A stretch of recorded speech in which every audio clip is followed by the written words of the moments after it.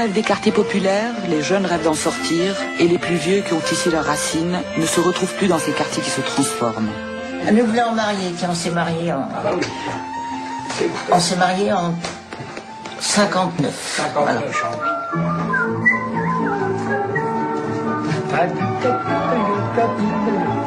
c'est pas mal, ça, c'est chouette. Là, si vous remontez à 40-50 ans, là, c'était formidable ici, la cité. Hein. Surtout cette cité-là, hein, ça faisait campagne, il n'y a pas de bruit. Il n'y a pas de bruit, vous voyez, on n'entend pas la rue de Belleville, on n'entend rien, là. Ben, maintenant, bon, ça a changé, évidemment, comme tout change. Nous, on pouvait partir travailler, vous laissiez les fenêtres ouvertes. Vous rentrez le soir, la télé était toujours là, alors que maintenant, si vous partez, la fenêtre ouverte, vous revenez, il n'y a plus rien. Quartier, c'est le jour et la nuit, c'est devenu horrible. Non, non, non. Mais toi, t'es raciste, c'est normal. Mais non, c'est pas le racisme, c'est plus Paris. Tu parles. C'est devenu cosmopolite. Moi, j'aime pas la France de maintenant, mais vous le dire, heureusement que je suis pas loin de mourir, parce que je voudrais pas vivre, je voudrais pas être à votre âge pour voir ce que vous allez voir. Moi, j'aime voir ce que j'ai vu.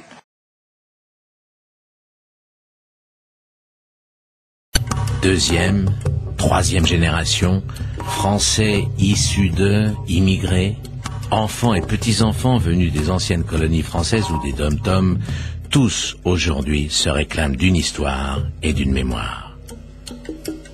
Ils sont désormais 9 millions en France. Et contraints d'endosser d'incontournables stéréotypes, ils se retrouvent systématiquement enfermés dans des vieux clichés. Ceux des trois couleurs des indigènes de l'empire colonial français, le noir, le jaune et le brun. Des stéréotypes fabriqués de toutes pièces et fixés dès la fin du XIXe siècle par le cinématographe. Il y a l'Africain, toujours perçu comme un corps noir, au rythme dans la peau, et bon enfant. L'Asiatique, mystérieux et travailleur derrière sa couleur jaune et son regard impénétrable. Et l'Arabe, le brun, montré comme fanatique et dangereux, en revendication permanente. Fantasme collectif, clichés paternalistes et racistes, exploitation politique ou médiatique, ces stéréotypes ont été fabriqués et largement nourris par notre imaginaire. C'est cette histoire qui va vous être racontée. L'histoire de la construction de ce regard et de ses contradictions qui se sont développées tout au long du siècle au cœur de Paris, à la fois ville des libertés et métropole du second empire colonial du monde. Du brave tirailleur venu combattre pour une improbable mère patrie, aux dociles indigènes bientôt travailleurs immigrés, des artistes aux étudiants, des souverains triomphants aux exilés pourchassés, du péril asiatique au mythe black-blanc-beurre, ces centaines de milliers de migrants ont eux aussi fait Paris. Et l'histoire continue de s'écrire.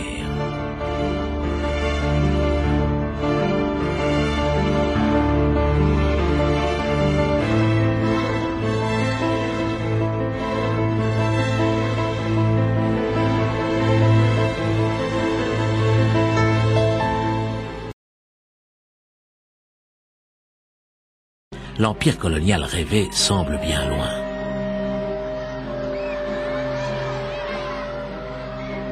Nous ne sommes pas allés dans quelques banlieues de Marrakech ou d'Alger, mais à 3 kilomètres à vol d'oiseau de l'Arc de Triomphe de l'Étoile, à Gennevilliers. Peut-être faut-il que vous sachiez encore qu'à quelques minutes de chez vous, 3000 autres vivent ainsi dans d'autres bidonvilles. Et pour trouver un logement, vous avez trouvé facilement? J'en ai trouvé, mais quand je me présente, et avec la couleur que j'ai, on me la refuse. Parce que vous êtes algérien? Oui, c'est ça. Les reportages de télévision s'émancipent des discours de propagande et en 1960, pour l'émission 5 colonnes à la une, le journaliste de l'ORTF, Pierre Desgroupes, tente de comprendre la complexité et les enjeux de cette situation. Le mot « intégration », à défaut d'être prononcé, est déjà dans les esprits. Pour compléter ce document, nous avons voulu voir un ménage d'Algériens dont la vie soit semblable à la nôtre. Monsieur et Madame Zaïd travaillent tous les deux. Lui est ouvrier taulier, elle est ouvrière décoratrice. Depuis quand êtes-vous en France? Depuis le 23 août 39. Vous êtes un vieux citoyen de Paris maintenant. Ben, en principe, oui. En vous promenant dans la rue, il ne vous est jamais arrivé d'être pris dans une rafle de police, par exemple? À Place Pigalle, comme vous avez bien entendu, je me trouvais là, j'étais chez des amis musulmans, et qui, ma foi, nous sommes sortis faire un petit tour, et le panier à salade, c'est le cas de le dire, est passé, puis on nous a demandé nos papiers d'identité, et on nous a fait monter dans la voiture. Embarqué. Vous ne pensez pas qu'ici, vous jouissez peut-être d'une liberté plus grande? Oui, oui, ça je reconnais. Oui, oui, oui. Vous croyez qu'à Alger, vous seriez moins libre en tant que femme, par exemple, par rapport à votre mari? Non, je ne serais pas très libre. D'ailleurs, je n'aurais pas le droit de sortir. Oui. Je serais accompagnée par ma mère ou ma belle-mère, ou mon époux.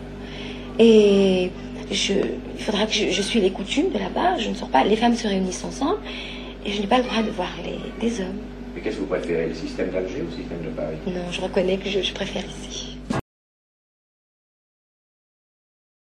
De l'histoire qui n'ont d'autre alternative que de se confondre avec la figure du sans-papier africain, éternel nomade ou éternel militant en quête de reconnaissance, tandis que son continent d'origine s'enfonce dans les ténèbres. Puis celle du sauvageon, du jeune casseur, souvent d'origine maghrébine, qui, chassé de la capitale, a pris le maquis et mène la révolte dans les banlieues. Des voyous qui cassent des vitrines à Argenteuil. Vitrines brisées, commerce saccagé, rituel presque banal. Il faudra alors attendre l'arrivée de renforts de police pour que... La nuit est chaude, voiture qui flambe, jet de pierre nourrie. Hier soir, un épisode de la révolte des banlieues.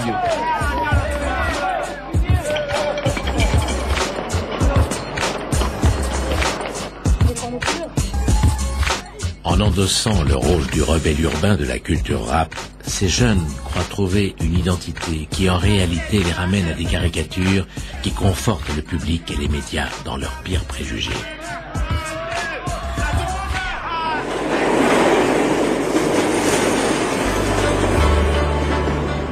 Un quartier sous l'œil du Bouddha, Chinatown dans le 13e arrondissement, 35 000 Asiatiques et un même souci, l'intégration par le commerce.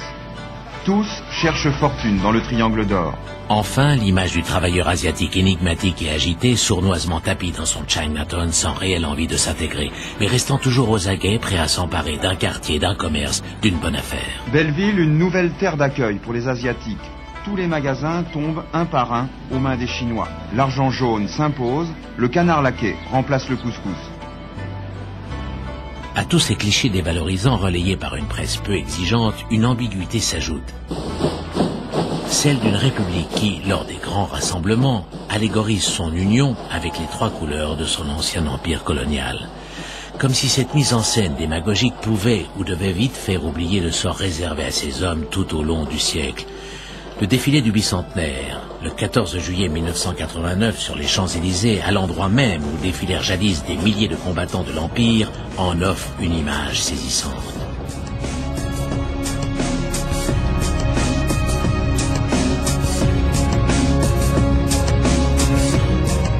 Dix ans plus tard, avec la Coupe du Monde de football organisée par la France, on fait ressurgir 4 géants, prétendus symboliser cette fois les 4 races du monde.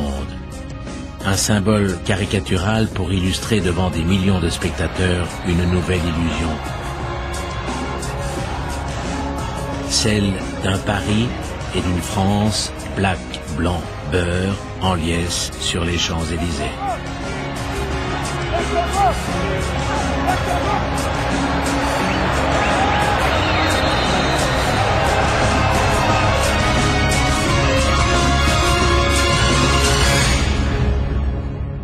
Intégration, discrimination, communautarisme, intégrisme, fracture raciale.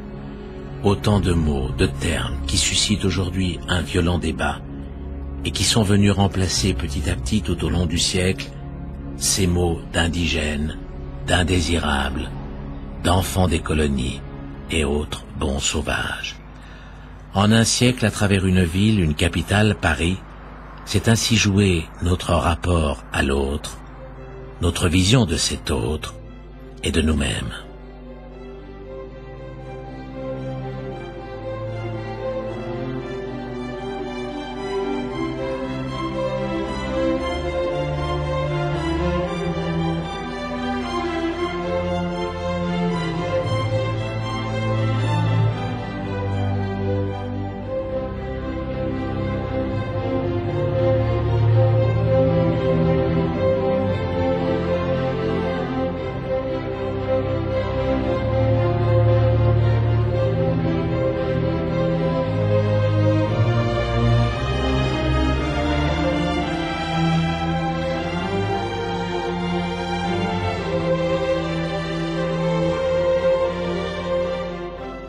de nouveaux enjeux et de nouveaux slogans apparaissent.